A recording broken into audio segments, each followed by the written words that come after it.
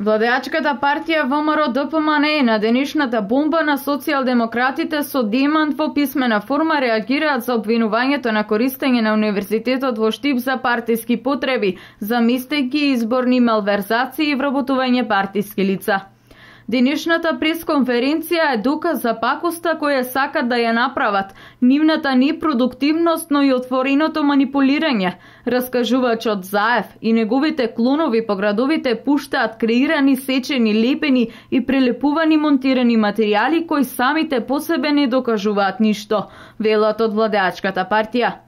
ВМРО-ДПМН вела дека објавените аудио снимки на СДСМ не ја покажуваат вистината. Сработеното од нивна страна досега покажа само манипулација, лажење, работи кои штетат на државата како и на интересите на граѓаните. Плод на ВМРО-ДПМН се докажаните проекти, зголемувањето на пензиите, зголемената социјална помош како и странските инвестиции, кои се резултат на отворање нови работни места како и многу други проекти.